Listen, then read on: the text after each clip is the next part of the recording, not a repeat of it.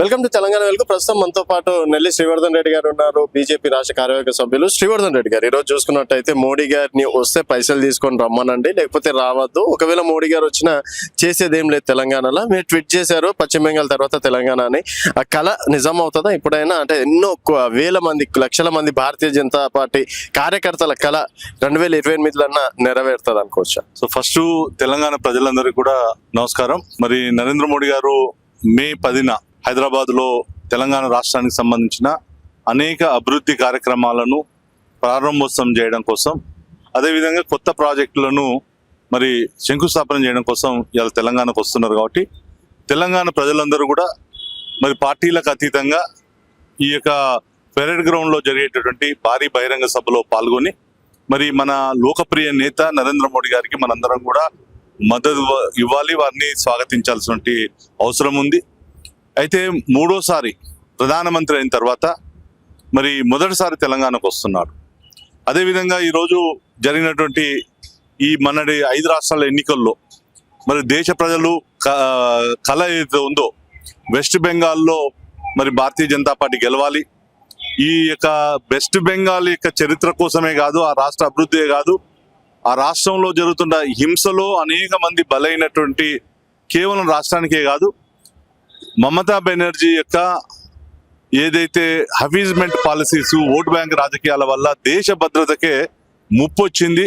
అందుకోసం దేశంలో ప్రజలందరూ కూడా వెస్ట్ బెంగాల్లో బీజేపీ గెలవాలని అనుకున్నారు. ఎందుకంటే బంగ్లాదేశ్ బార్డర్తో కలిసి ఉన్నటువంటి రాష్ట్రం వెస్ట్ బెంగాల్.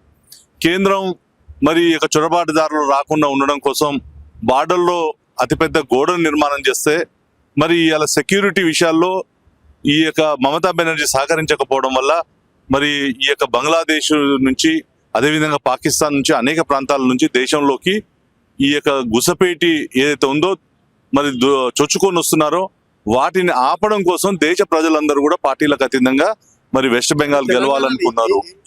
అందుకొరకు నేను అదేంటున్నా, దానికోసం ఇవాళ మోదీ గారు ఇక్కడికి వస్తున్నారు కాబట్టి మనం స్వాగతిద్దాం. ఒకటి. రెండోది, ఇవాళ మీరు అడిగిన క్వశ్చన్ ఏదైతే ఉందో పైసలు పట్టుకొని రండి అని చెప్పేసి, అరే రేపు వస్తున్నదే మరి 8,500 కోట్లకు పైన ఉన్నటువంటి శంకుస్థాపనలు ఉన్నాయి. మరి మహబూబ్నగర్ జిల్లా నుంచి కర్ణాటక రాష్ట్రానికి పోతున్నటువంటి 3,500 కోట్ల రైల్వే పనులు ఉన్నాయి. మీ అందరికీ తెలుసు, హైదరాబాద్ టు బెంగళూరు 6 క్యారిడర్ యొక్క సంబంధించినటువంటి రోల్ అవి ఇచ్చారు. అదేవిధంగా తెలంగాణ రాష్ట్ర రైల్వే అంటే గత 70 సంవత్సరాల్లో కాంగ్రెస్ ప్రభుత్వం 60 ఏళ్ళుల్లో ఏదైతే తెలంగాణ రాష్ట్రానికి 60 ఏళ్ళుల్లో ఎంత ఇచ్చిందో, కేవలం ఈ 10 సంవత్సరాల్లో మోదీ ప్రభుత్వం వచ్చిన తర్వాత రైళ్ల యొక్క డబల్ లైన్లను చేశారు, రైల్వే ఆధునీకరణ చేశారు. ఇవాళ మీరు సికింద్రాబాద్ వచ్చి చూస్తే రైల్వే స్టేషన్లు, విమానాశ్రయాలు ఏదైతే ఉన్నాయో అంత గొప్ప రైల్వే స్టేషన్లను మరి ఆధునీకరణ చేస్తా ఉన్నారు. సో ఇవాళ ప్రతిపక్షాలు, గతంలో బీఆర్ఎస్ ప్రభుత్వం ఇదే విధంగా మొండిగా వ్యవహరించింది. ఇప్పుడు కాంగ్రెస్ ప్రభుత్వం కూడా ఊరికి అబ్బండాలు ఇస్తా ఉన్నారు. వెస్ట్ బెంగాల్లో కూడా ఏం జరిగింది? కేంద్రం ఇచ్చేటటువంటి పథకాలను ఆ రాష్ట్రంలో అభివృద్ధి చేయలేదు కాబట్టి ఇలా ప్రజలు తిరస్కరించారు. బీఆర్ఎస్ నుండి ఎందుకు తిరస్కరించారంటే మోదీ గారి పథకాలు అనేకంగా ఉంటే మరి పేరు వస్తుందని చెప్పేసి ఒక దురాలోచనతో చేసినట్టు వ్యవహారం. ఇలా కాంగ్రెస్ కూడా అదే మాట్లాడుతున్నారు.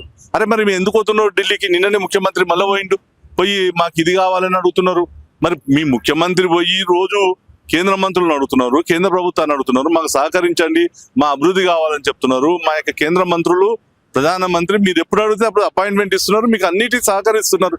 మరి కాంగ్రెస్ నాయకులు మీ ముఖ్యమంత్రి మరి వెళ్తున్నది మీ కళ్ళకు కనిపిస్తలేదని మేము అడుగుతా ఉన్నాం. సో మొత్తానికి ఎంతమంది రావచ్చు? సభ తర్వాత ఏ విధంగా రాజకీయాల్లో మార్పులు చేర్పులు రావచ్చు అంటారు? ఈ రోజు ప్రజలందరూ కూడా చాలా మంది స్వచ్ఛందంగా రావడం కోసం రాష్ట్రంలో మరి ప్రజలందరూ కూడా ఎదురు చూస్తా ఉన్నారు.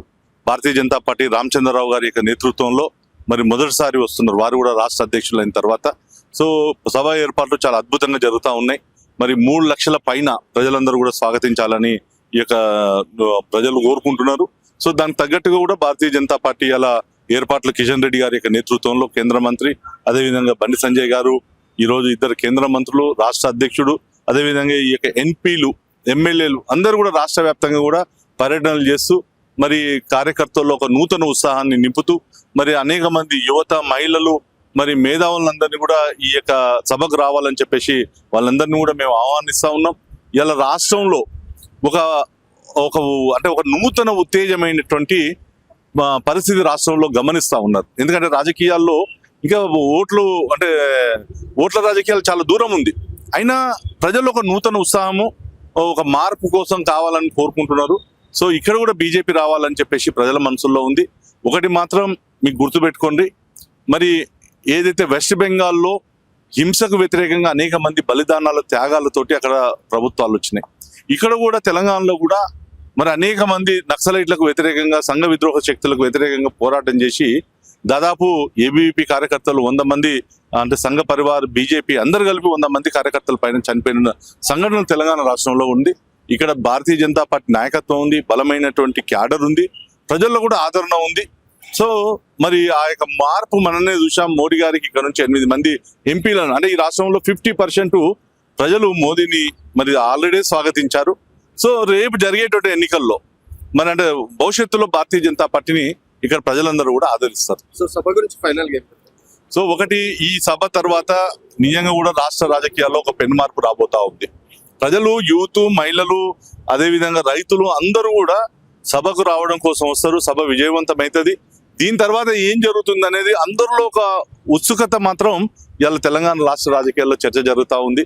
ఎందుకంటే కాంగ్రెస్ అన్న కుటుంబ అవినీతి రాజకీయాలు, బీఆర్ఎస్ అన్న కుటుంబ అవినీతి రాజకీయాలు, ఈ యొక్క భ్రష్టాచార్, ఈ కుటుంబ పరివార పార్టీలను మరి ఈ రోజు భూస్థాపితం చేయాలని దేశంలోనే ప్రజలు నిర్ణయం తీసుకున్నారు. మీరు మొన్న కూడా చూశారు, కాంగ్రెస్ పార్టీ యొక్క అక్కడ కేరళలో గత 10 ఏళ్ల నుంచి కమ్యూనిస్టులకు ఉన్న వ్యతిరేకతతో వచ్చారు, కానీ దేశంలో కాంగ్రెస్ పార్టీ ఎక్కడుంది? ఇలా అస్సాం బీజేపీ తలపడేటువంటి రాష్ట్రంలో 3వ సారి మళ్ళీ మేము అధికారంలోకి వచ్చాం. తమిళ వాళ్ళు మీరు చూశారు, ఏది 2 సీట్లు వచ్చినాయి ఎక్కడ, వెస్ట్ బెంగాల్లో. మేము 2011లో 2 సీట్లు ఉన్నోళ్ళం, ఇలా మేము 206 సీట్లతోటి అధికారంలోకి వచ్చాం. అందుకోసం కాంగ్రెస్ కనుమరుగైనటువంటి రాష్ట్రాల్లో మళ్ళీ రాలేదు. కానీ భారతీయ జనతా పార్టీ అవకాశం లేని రాష్ట్రాల్లో కూడా మేము పోయాం. సో తెలంగాణ ఈ యొక్క సౌత్ ఇండియాకి ఏదైతే గేట్వే అని అనుకుంటున్నామో, తెలంగాణ మా యొక్క లక్ష్యం, మా పార్టీ యొక్క లక్ష్యం, కేంద్ర నాయకత్వం కూడా తెలంగాణ మీద దృష్టి పెట్టింది. సో నాయకత్వం, కార్యకర్తలు అందరూ కూడా ఈ సభ కోసం కష్టపడుతున్నారు. భవిష్యత్తులో రాజకీయాల్లో మార్పుల కోసం కూడా బీజేపీ కార్యకర్తలు పనిచేయడం కోసం సిద్ధంగా ఉన్నారు, కష్టపడడానికి సిద్ధంగా ఉన్నారు. అందుకోసం నేను చివరిగా ఒకటే కోరుతున్నాను, తెలంగాణలో ఉన్నటువంటి ప్రజలు మార్పు కోసం బీజేపీని సమర్థించండి. నరేంద్ర మోడీ గారు ఏదైతే సబ్కా సాత్, సబ్కా వికాస్, సబ్కా ప్రయాస్తో దేశంలో ఒక సుపరిపాలన అందిస్తున్నారో ఆ పరిపాలనను కూడా తెలంగాణలో తెచ్చుకోవడం కోసం బీజేపీని సమర్థించాలి. ఈ మోదీ యొక్క సభను మరి అందరూ కూడా వచ్చి స్వాగతించి మరి వారికి మన మద్దతు తెలియజేయాలని చెప్పేసి నేను తెలంగాణ ప్రజానీకాన్ని అందరినీ కూడా కోరుతా ఉన్నాను.